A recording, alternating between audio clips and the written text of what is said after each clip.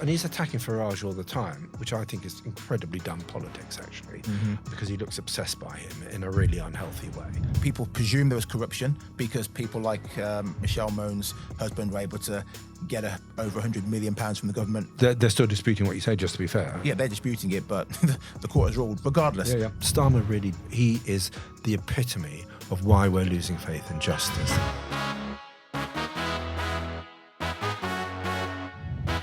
Hello, I'm JJ Anisiobi and welcome to the Daily Expresso. Today I'm joined by special guest and former Tory MP Bob Seely. Bob, thank you for coming on the show today. How are you doing? Thanks, JJ. I'm very well, actually. All very good. I got married early in the year. I've got a very beautiful little girl. I've just been told to turn over my phone, but there's my little girl. Oh, and there's my you. other little girl. Apparently, she's got my your eyes. She does got have my your colour eyes. eyes, but thankfully, mum's size eyes, because mine are blue, but a bit sort of, but pokey. But hers, my wife's got big, beautiful eyes. So, can we talk about your new book? Yes, we can. This is fantastic. Thank you. The New Total War. What is it about? Right.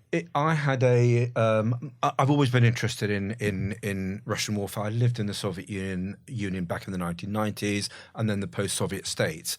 And so I've always had a fascination and interest with things Russian, but also how the Russians go about sort of politics and conflict. It's very, very different from the way that we do.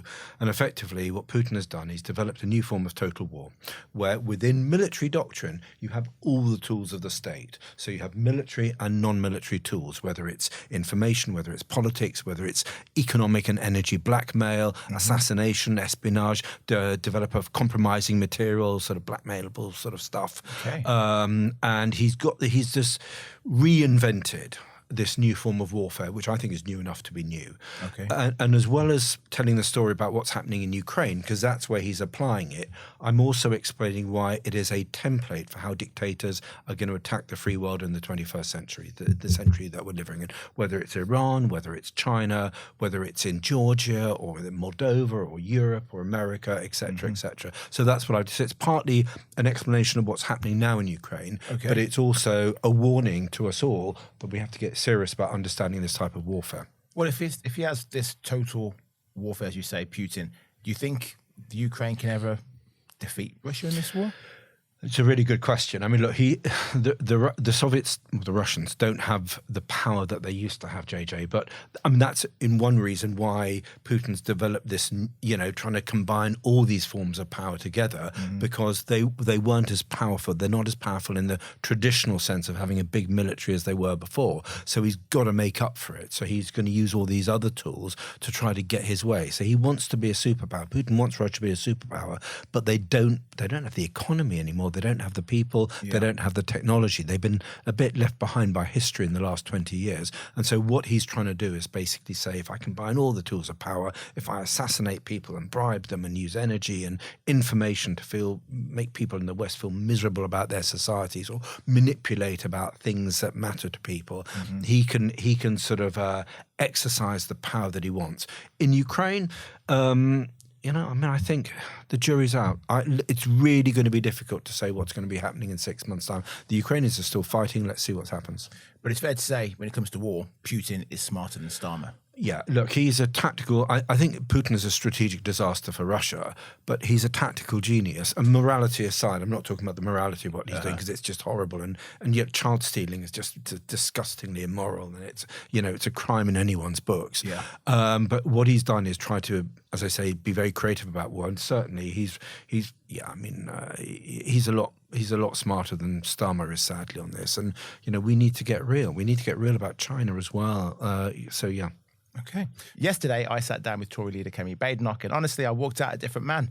I've always been sceptical of her. On TV, she came across as robotic, stoic, hard to connect with, but face-to-face, a different story. She spoke candidly about the danger with Keir Starmer, the challenge from reform, and Nigel Farage, and the consequences of leaving the ECHR. After just 30 minutes in our exclusive Daily Express interview, I found myself thinking, maybe I actually believe in Badenoch. Now, Bob, you backed her for leader. What did you see in her that I clearly missed until now? No, Kemi's a proper Conservative, and the problems that the Conservative Party faces at the moment, which is significant, are not the fault of Kemi. I mean, the problem is that Boris was... I mean, I like Boris, don't get me wrong, he could be very charming, But the reality, he's like an old Etonian Corbynite. He just splurged money and he had open borders. It's a sort of thing that we actually have spent years, decades campaigning against. And we found ourselves weirdly following a disastrous set of policies. And Rishi was competent, but we then had the takeover by the party of this sort of managerialist clique. And we were getting the economy back on track, but we completely dropped the ball on migration and, frankly, DWP and welfare. Mm-hmm. And those are things that are absolutely gripping people at the moment, don't get me wrong, along with issues like the NHS. So, if Kemi had taken over when we were in power, you would have had the reset that we needed, that the Conservatives needed to survive. You would have had that in power. Unfortunately, we now have that reset out of power, and I hope Kemi can make it, frankly. Look, the polls aren't great at the moment, but we're 15 months in to a bizarrely disastrous government. And if a week is a long time in politics, 3.5 years is a very long time. I used to think that this government would run until 4 years and cut and run. Mm-hmm. But the problem now is that they're doing so badly. If they reckon we're out now for another generation, then you could see this government going through 5 years. You tell me, JJ, what's going to be the state of the country in just under 4 years' time? If it continues as it is now, then I think there'll be riots in the streets, if I'm honest. Okay. And you're right. The problem is that the Labour Party say they know what needs to be done, but you can absolutely guarantee that they're not going to be doing the things that need to be done. They're not going to reform welfare. They tried, They're not going to seriously grip either legal migration or illegal migration. They'll tinker. They'll try to, they'll cozy up to you guys and the Mail and the Telegraph, and they'll show a bit of sort of political ankle, and you get all excited about it, and they'll reassure you they understand the problem. The idea that a bunch of sort of diversity-obsessed, open-border socialists are going to actually reverse ferret their entire political existence, JJ. What do you think? Well, I think that Labour are essentially a diet Tory party. I think under 14 years of the Tories, we didn't have closed borders.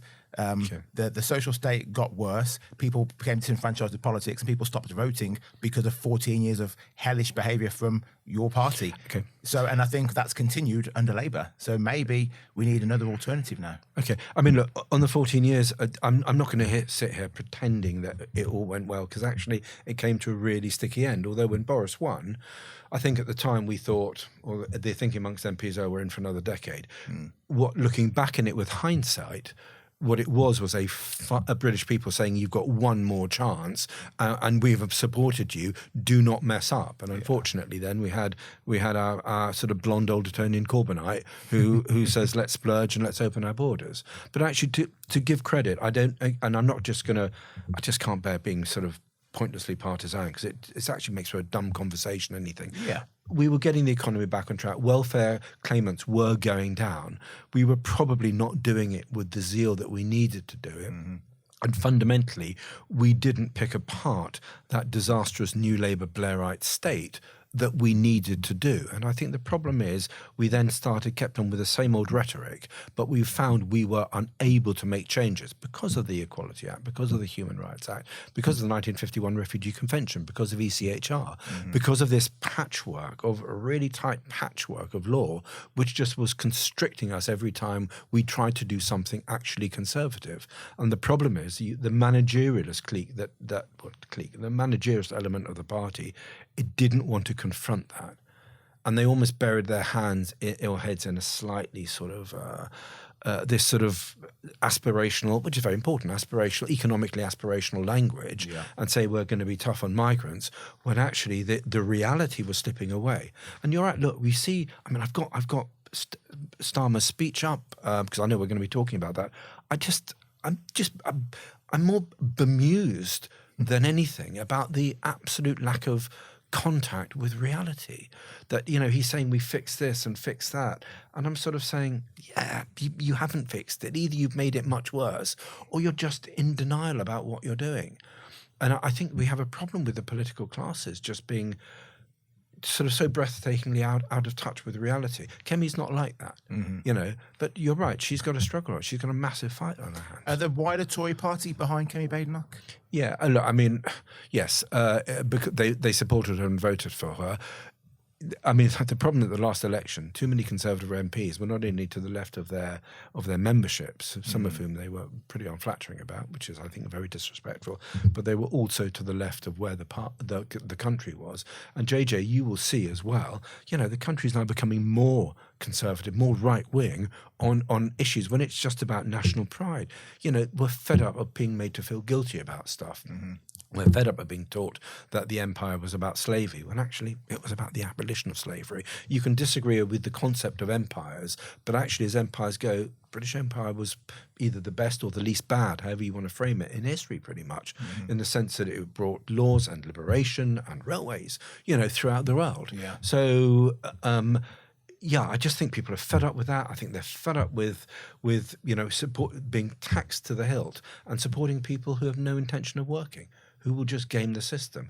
We didn't clamp down about that enough. So, and then we know what happened with both legal and illegal immigration, and you know, we didn't do what we needed to do. Looking back on the last 14 years, your Tory prime ministers, which one was the best one for you?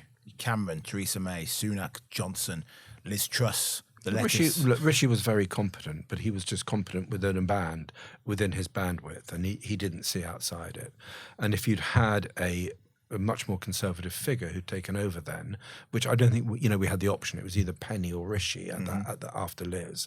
Look, I mean, Liz could have turned it around, but the problem is that Liz actually had the right ideas on a lot of things. We paid, you know, people slag her off because of what happened, but actually with her agenda needing growth, questioning the IMF, you know, questioning the you know, the international financial institutions who were supporters of big states and big taxation, you know, I think she had the right ideas. The problem is she implemented them really badly, and this is the problem with both Boris and Liz. I know. Look, I'd love to be slagging off Starmer, by the way. Can we do that in a minute?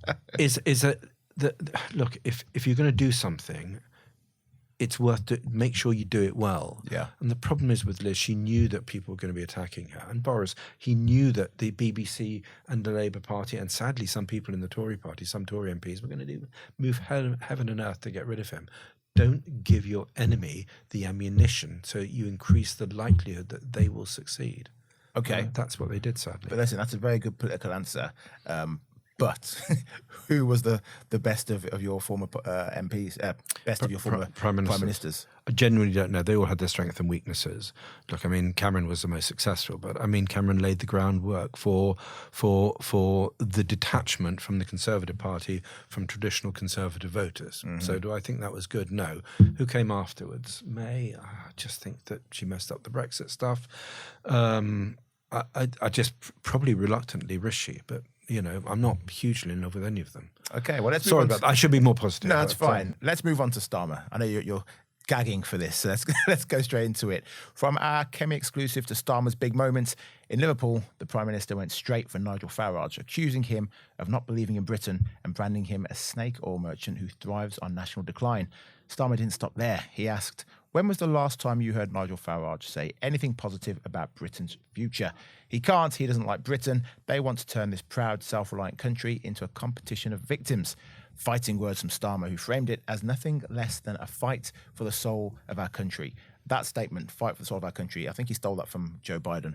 Probably. I mean, I found the speech completely bizarre. Look, it's not like I'm going to sit here saying Starmer's the greatest thing since sliced bread. Actually, what really depresses me about Starmer, I mean, look, most Labour leaders are pretty useless, let's face it. But this man was actually the head of our public prosecution. And if you want something that exemplifies the decline of concepts of justice, Starmer really, he is the epitome of why we're losing faith in justice, this sort of human rights lawyer culture. Just going through bits of it, he said others, and he's attacking Farage all the time, which I think is incredibly dumb politics, actually, because he looks obsessed by him in a really unhealthy way. Yeah. He says he was positive about our future. I'm sorry, all the Labour Party has done for the last 15 years is tell us how awful everything is. Even when they were in power, they were telling us how awful everything was. And then when they became incredibly unpopular, they said, oh, other people are so negative about our future. The one people who's been absolutely relentlessly negative about our future and Britain for the last decade and a half, until literally about 2 months ago, was Starmer and the Labour Party. Oh, but hold up, Bob. Starmer and the Labour Party never went abroad to the US and slagged off Britain to the Americans. Nigel Farage did just that. Oh, hold on, but they go off to Europe and slag us off there.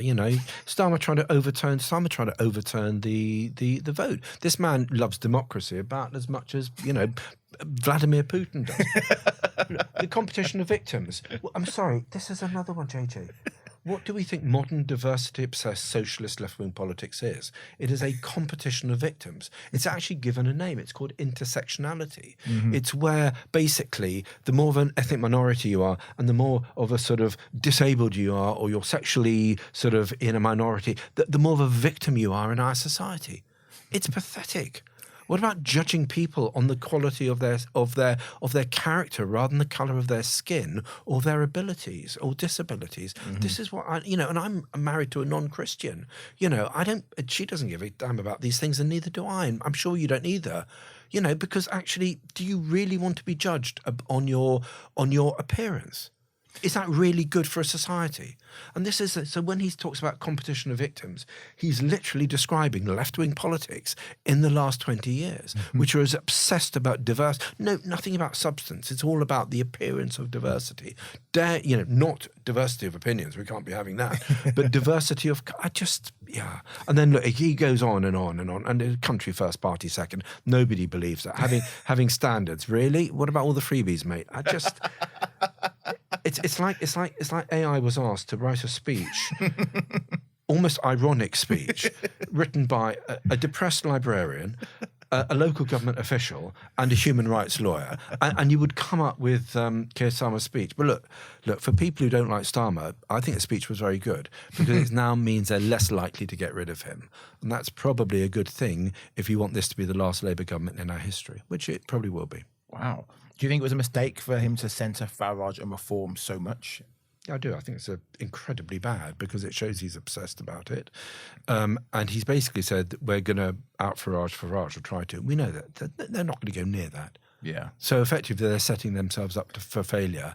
And they may squeeze them, but then, the next time another 1,000 illegal immigrants come in, they'll be back down in the polls. This is, it's bizarre, genuinely bizarre. I'm not celebrating this. I just find it weirdly curious that how they've become the most unpopular government pretty much in the history of politics in our country, and they've done it in 14 months. Is the problem then actually just Starmer rather than the government as a whole? Because he is quote unquote a man of the people. He likes to have a few beers. He goes to the football. He plays football with his mates. He's a human rights lawyer. He's not a man of the people. He's a pretty normal person. His dad was a toolmaker. He's a normal guy. We can both agree. JJ, I think we can both agree with that. His dad really was a toolmaker. I'm up for that. He is essentially like a bit of a bloke's bloke on paper, whereas you have Nigel Farage, who seems to be much more in touch with the general feeling of the country. But he went to a private school. He was a very successful. JJ, maybe it's because people don't care about this and they just want people who relate. Actually, what Boris and Nigel both had is they were positive and they had a sense of sunniness, even when they were sort of coming out, regardless of rhetoric.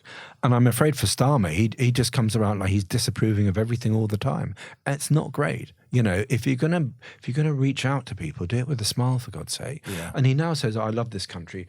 Nobody believes him. Nobody. He spent a career as a human rights lawyer taking on as clients, like his mate Herma, pretty much anyone who's got a grievance against this country. Nobody buys that a left-wing sub-Marxist human rights lawyer who's just given away strategic bases like the Chagos. No, he didn't give them away. He paid to give them away. Is a patriot. Look. I mean, dear old Emily Thornberry, the way that she was sort of moaning about people and St George's flags a few years ago, that is absolutely stuck. This is a party that doesn't like the people of this country. They like the country in theory, they just don't like it. And that's just the problem with socialists. They love the people and they want to act for the people and sort of solve great sort of social justice issues for the people, but actually meeting individual people, oh dear. You know. Well, we polled our audience on whether Starmer was right to accuse Farage of disliking Britain. 98% of you have so far voted no. Here's what some of you said. Farage is the only leader of any party who loves the UK. That's why we left the EU. Had the Tory party back to the vote, we would be well ahead of the EU now as we were at the election. Another person says Starmer not only dislikes Britain, he's destroying it to the point where our forefathers wouldn't recognise what Great Britain means anymore. And for those of you who haven't yet voted, head to express.co.uk and vote. Also, leave your comments. Let us know. Do you think that Starmer was right to say Farage hates Britain? Let me know. I'm with the 98% now. Surprise, surprise. Let's move on. From claiming Farage doesn't like Britain to softening on the racist label, is this one of Starmer's most embarrassing moments yet? At Labour's conference, Starmer took aim at reform, calling their immigration policy racist and immoral. But he was clear, Nigel Farage and his supporters are not racist. Starmer described Farage as a formidable politician and said voters' concerns are about borders, not race. David Lammy, the Deputy Prime Minister, also appeared to reverse the claims he made to the BBC that the Reform leader had flirted with Hitler Youth. So after this latest controversy, have Starmer and Lammy just handed Farage a political win, Bob? I mean, sorry, I just don't get David Lammy. He's not... I mean, this... I actually posted something on Twitter, okay? I just said he's a few sandwiches short of a picnic. And somebody came back with a very funny response and said, mate, he's a picnic short of a picnic. And I just don't understand how you can realistically claim that somebody was in Hitler Youth when A, they weren't German, and B, as far as I'm concerned, Farage was born after the war. Yep. I sort of think that Hitler... He's old, but not that old. Yeah, I just think Hitler Youth went, you know, they ran out of steam in 1945, didn't they? Yes. And I just, and Damien, and then the absurdity when Lammy very pompously, when he's got nothing to say or he's embarrassed, he gets all pompous. And so when he rather pompously said, you know, I've been assured that, that's not the case. Mate, it's not that you've been assured that that's not the case. It's that Hitler Youth was a German youth organisation that was outlawed in 1945. Yeah. You know it's not the case. Why don't you just say it was a dumb thing to say, I'm sorry? And actually, if he said it's a dumb thing to say, I'm sorry, we could all move on. But it's this sort of pretense that sort of, I've been assured that he's not a member of Hitler Youth. Mate, he wasn't Rommel, you know. Well, I know, I've been told... I know where this rumour came from. Yeah. There's a journalist called Michael Crick, very, very good journalist. Yep. Respect. He said a few years ago that a letter had been written from one of Nigel Farage's teachers from when he was a boy. And the teacher had said in the letter that when Nigel was at the Royal Cadets or something like that, some cadet camp, he was singing songs from the Hitler Youth.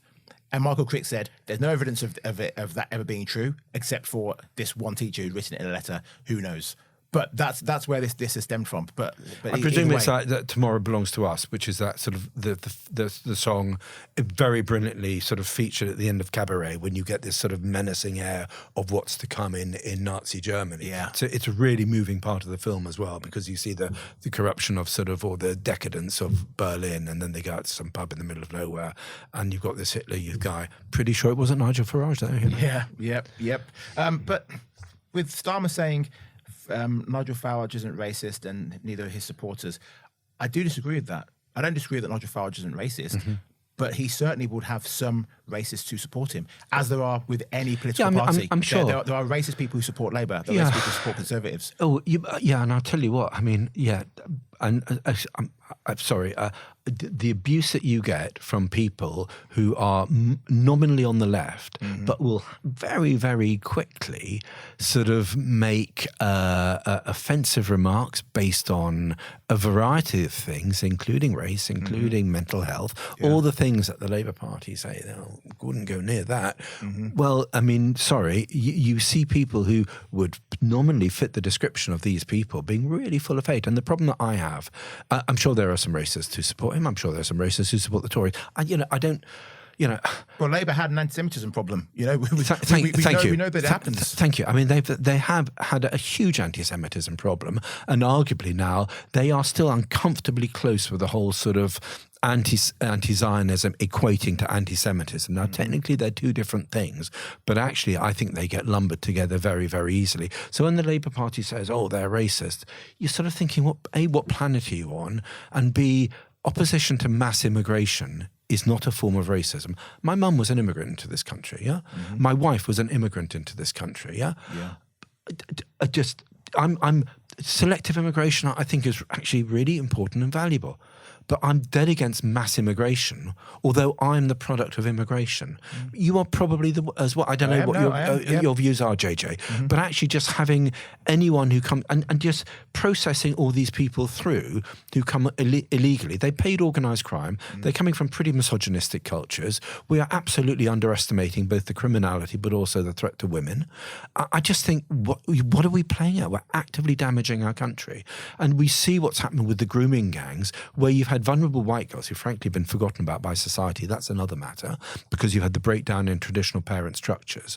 And so you've had this sort of failure of society to look after our young people, but also our family structures got weaker and weaker. And then you've had these horrible grooming gangs that are race and religion based. And you've got the Labour Party trying to cover it up. I'm sorry, it's just really bad. Yeah. Really bad. Okay, let's move on. It's time to rewind. The COVID PPE scandal returns to the spotlight. A company linked to Baroness Michelle Mone has been ordered to repay the government nearly 122 million quid for failing to deliver 25 million surgical gowns during the pandemic. The High Court ruled the gowns weren't sterile, though the company insists that they were.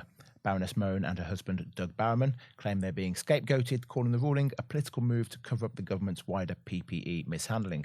Rachel Reeves welcomed the judgment, saying the money will go back into schools, the NHS and communities, while Bowerman slammed it as a travesty of justice.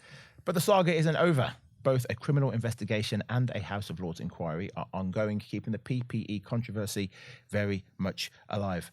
Bob, how did a company linked to a high-profile peer end up with 122 million PPE contracts? I haven't the foggiest. Generally don't know, and I'm not defending it for 1 second. Look, I mean, I think we obviously hadn't enough planning in the run-up to COVID. I think we then absolutely panicked. And I think you could look, I mean, a lot of these contracts were perfectly scrupulous, but I think if some were unscrupulous, then clearly these people should be prosecuted. It doesn't matter where they were. One of the things that depressed me actually was the amount of money that was probably fraudulently claimed. I think it was absolutely appalling. People like Michael Gove are reported to have push people towards a VIP lane. So, but JJ, hold on. Perhaps some political. No. Hey, JJ, if I've got a businessman, and this never happened to me, I never had a case of this, but I had a business in my constituency, whether they were a party member or not, and they rang me up and said, "I think I can help." For sure, I'd say, "Here's the email." Ping them, I'm not particularly into people saying, "Oh, I'm a mate of Bob's," because that is not the way to go ahead, and that's not what should have been done. But I mean, there was if there was a route in which was meant to be, so actually this could be done like above board. And I suspect that most of the contracts were, but if some weren't, that's really shocking. As I say, one of the things that depressed me when Rishi was Chancellor, I mean, frankly, we should have gone after this money that was fraudulently claimed much more, and we didn't. And it's something that really sort of concerned me at the time. Look, I mean, the way we handled COVID was not good. There was grounds for the first panicked lockdown, but after that it became increasingly clear that the evidence was that actually lockdowns were dubious, and we should have gone down the Swedish route. And in fact, the Swedish route was the UK route, because the Swedes adopted our plan and they put it into effect, and the Swedes got out of the other end of COVID with no more, no less fatalities than we had, with a damn sight less social damage, damage to young people, and actually a lot more money, a lot less money in debt. And, we've got to remember that our national debt went up by 400 billion, near half a trillion over COVID, and we're paying for that for generations. And that is going to be a price. And I know it's sort of an invisible price. Look, the great scandal for me is not necessarily a small number of people, I hope small number of people ripping off the system, although we should go after them. Actually, the real scandal is the Imperial College data that forced us into lockdown. And when we had a chance to look and compare that data, I think for the fourth lockdown, we saw that they had overestimated potential COVID deaths by a factor of 3 or 4. Well, COVID-19 briefed Families for Justice UK put out a tweet that said it's welcome news that PPE MedPro has been ordered to repay £122 million after supplying millions of faulty PPE items that the NHS couldn't use. Profiting from corruption during the pandemic cost lives. Those responsible must be held to account. Now, for me... I agree. I completely agree with that. Agree with that. But actually, for me, that should be some of the politicians then who greenlit this money to be just frittered away. But I don't think they greenlit stuff. I think it went through civil service channels, and I think people were desperately clinging at straws at the same time, and maybe people were fibbing.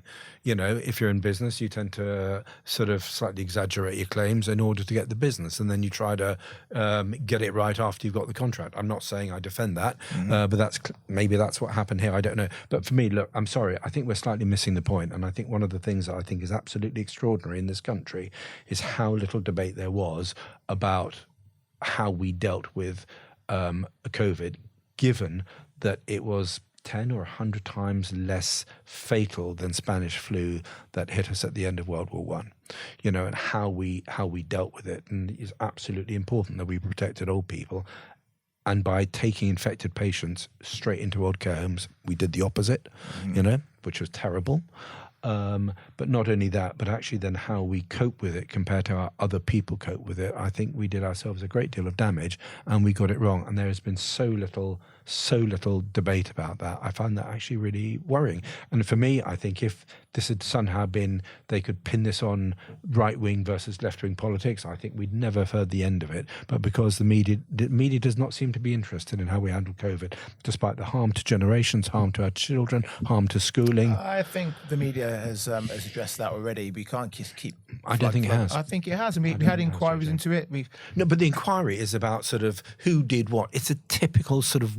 It is the absolute example of how not to have an inquiry. The only thing they're really not looking into is the quality of the reaction and was it right? Because if this happens again, you know, do we make the same mistakes? People lost faith in the government. We think that people presume there was corruption because people like Michelle Moan's husband were able to get over £100 million from the government whilst not providing the service they promised. I mean, they're still disputing what you say, just to be fair. I mean, people, they're disputing it, but the court has ruled. Regardless, people lost trust in the government because of this corruption. I think that it should be the people who were in government at the time who are also held to account for that. And if that means more inquiries, then be it.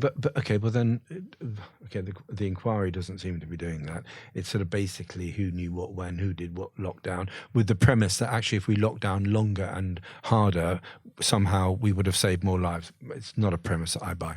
Okay, let's move on from the PPE scandal to Eurostar's gender-neutral uniforms, because nothing says woke like Dr. Martens on the platform. Eurostar has just unveiled its first ever gender-neutral uniform. Yep, you heard that right. Think skirts, trousers, neckerchiefs, and green Doc Martens. The collection is designed to fit all genders, body types, and personal styles, giving staff a chance to strut their individuality.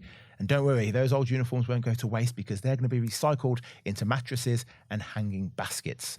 Eurostar hopes this stylish refresh will help them hit 30 million passengers by the year 2030. It's safe to say Eurostar is gunning for the Most Politically Correct Outfit of the Day award.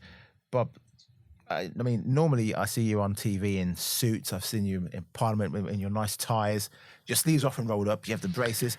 I would class you as a very dapper, stylish man. I'm actually one of life's scruffs. No, no. You dress smart most of the time. Okay, it was all an act. Okay, I can now exclusively reveal.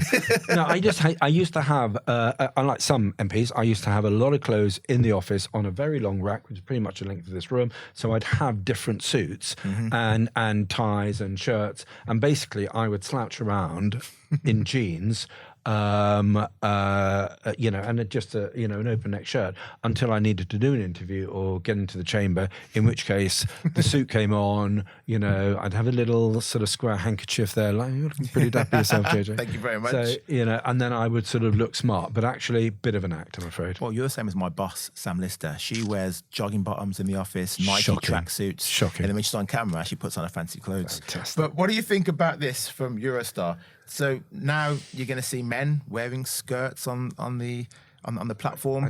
Green Doc Martens. This is supposed to help their individuality. Yeah, I just think for me, we seem to be going into Jaguar territory. Do you remember that campaign? Yes. The worst campaign of all time. Yep. Pretty much so, because they're about to go into receivership and they're being bailed out by the government. Yeah. So I'm afraid to say, I think it's one of those sort of, you're jumping on the woke bandwagon 10 years after that. Sailed, departed from the station. Personally, I don't really care what they wear, but I just... Yeah, do you think passengers care? I don't even notice what the staff are wearing. It's all just a bit, virtue signaling, look at us. And actually, I think we're going to have such a reaction. I think we are, look, if you want the rise of conservatism, whether that's in the Tories or outside the Tories with the reform, look, I think people are just fed up with this. Yeah. Get on and do the job, sell a product, and stop telling us how incredibly virtuous you are. There's nothing inherently virtuous about a bloke wearing a skirt. I mean, for me, I just think... Would you be interested in seeing gender neutral uniforms introduced? I thought you were going to say, would you be interested in wearing a skirt? No, not really. Yeah, JJ, I can genuinely say, not at this particular time, thank you. Ask me another time, maybe in about 15 years. I'll probably say no as well. What about the House of Commons? If we had gender neutral uniforms for all of the MPs? Well, I mean, pretty much. Okay, what? So blokes have to wear the dress sense is that if you're in the chamber, you're meant to be wearing a suit or at very least, a jacket, pressed trousers. So you could wear chinos, I suppose. But then, I mean, I looked at some people and they were just in open-necked shirts. And again, genuinely, I'm a scruffy person. I never seem to be able to look smart apart from like very short periods. But I look at them and I think, show some. Maybe I'm just getting a bit old now, but I'm tending to show some pardon my French, show some respect. Wear a tie, look smart. Yeah. And actually people may take you more seriously. And for some of the women there, women can pretty much get away with wearing what you like, but you're meant to be in a smart business outfit. Mm-hmm. And some of the women in there aren't, frankly. They're pretty much in sort of like T-shirt tops. And they've got a jacket on. But I actually want a bit of gender equality here, that if blokes have to be smart, can we have the women a bit smarter as well, please? Wonderful. Bob, thank you for your time today. Thank you. That is all we've got time for. The caffeine has worn off. Thank you for watching the Daily Expresso. Join us again tomorrow at the very same time. Bye-bye.